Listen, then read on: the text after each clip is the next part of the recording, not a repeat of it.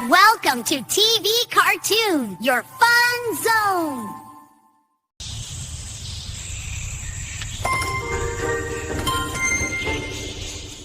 एक गांव में मोंटू नाम का एक आदमी था जो अपनी पत्नी गायत्री के साथ रहते हैं और उन लोगों के एक लड़की भी है जिसकी नाम है रीता, जो शहर में नौकरी करते हैं।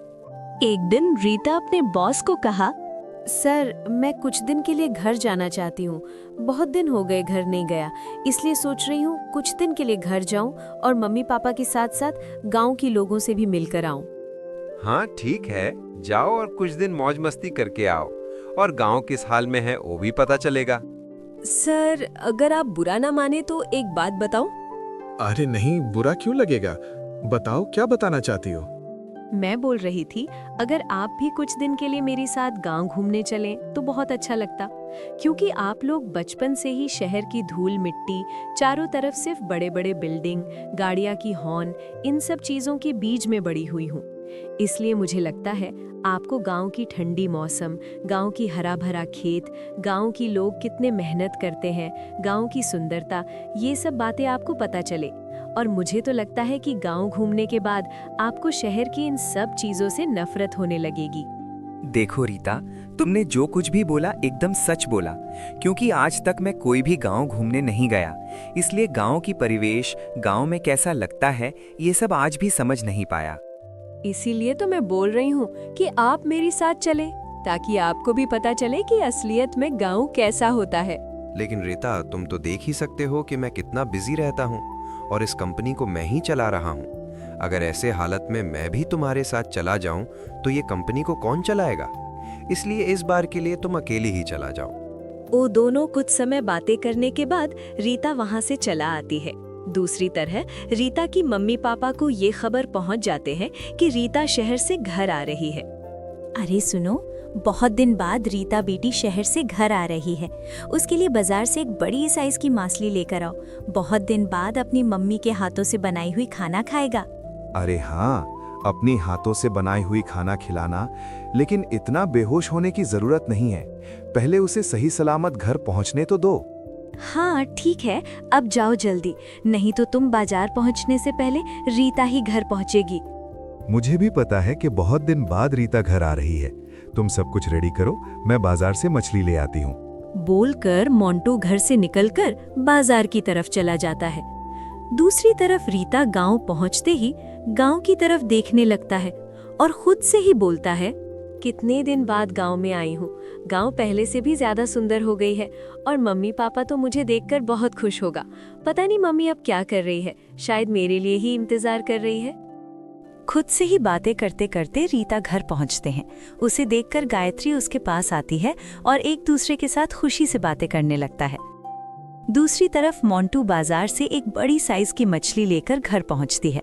घर पहुंचने के बाद रीता को देखकर खुशी से रीता के पास जाते हैं और बोलता है कि रीता बेटी, कैसे हो? आने में कोई दिक्कत तो नहीं हुआ?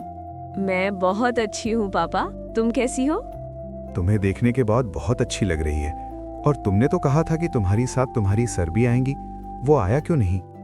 सर आना चाहते थे, लेकिन पूरा कंपनी की जिम्मेदारी सर के ऊपर है, इसलिए आ नहीं पाया, वरना सर तो आने के लिए बेहोश हो रही है। अब ये सब बातें छोड़ो और जाओ जल्दी से खाना बनाओ। बहुत जोर से भूख लगी है, आज तीनों एक साथ बैठकर खाएंगे। गायत्री मोंटू के हाथ से मछली लेकर वहाँ से चली आती है और रीता मोंटू के साथ बातें करने लगता है। मम्मी, मैं कुछ समय के लिए बाहर जाती हूँ। बहुत दिन हो गई गांव घूमते हुए, गांव की चारों ओर घूम कर आती हूँ। लेकिन जल्दी से घर लौटना, ऐसे भी गांव की हालत ठीक नहीं है। हाँ ठीक है, जल्दी लौटूंगी और पापा को बोल देना कि मैं घूमने गई हूँ। बोलकर रीता घर से निकलकर चली आती है और गांव की रास्ते से चलने लगता है।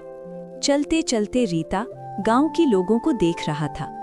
कोई एक दूसरे के साथ बातें कर रहे हैं, छोटे छोटे बच्चे खेल रहे हैं। ये सब देखते देखते रीता खुद से ही बोलने लगता है, यही फर्क है गांव और शहर के बीच में। यहाँ के लोग कितने अच्छे से एक दूसरे के साथ बातें कर रहे हैं और शहर में तो लोगों के साथ बैठना दूर की बात है, फोन करने से भी बात नहीं कर पाते, इतना बिजी रहता है। मुझे तो लगता है कि शहर के लोगों को कुछ दिन के लिए गांव में रहना चाहिए, ताकि उन लोगों को भी पता चले कि हम लोग इंसान हैं, कोई मशीन नहीं है। हर दिन किसी न किसी नए काम में बिजी रहता हूँ, ना किसी से बात कर पाते हैं, ना अपने बीवी बच्चे को समय दे पाते हैं, कुछ नहीं, बस काम और काम।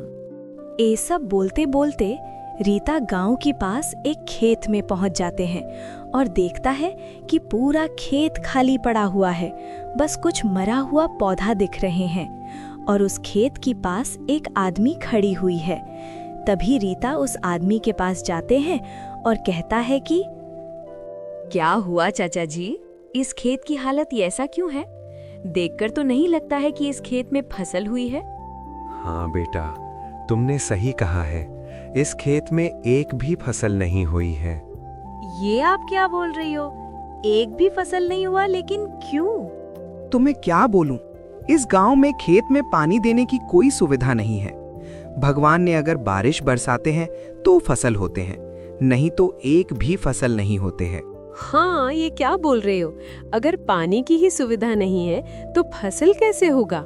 उस आदमी के साथ कुछ समय बातें करने के बाद रीता वहां से घर की तरह चला आते हैं। घर आने के बाद मोंटू के पास बैठती है और बोलती है कि पापा, इस गांव के लोग बोल रहा था कि इस गांव की खेत में पानी देने की कोई सुविधा नहीं है, तो गांव के लोग फसल कैसे उगाते हैं? यही तो इस गांव की एक बड़ी समस्या है। अगर बारिश नहीं होते हैं तो फसल उगाना असंभव हो जाते हैं। अरे पापा, इसके बारे में मुझे पहले बताने चाहिए था। अब और नहीं, देखता हूँ मैं कुछ कर पाती हूँ कि नहीं।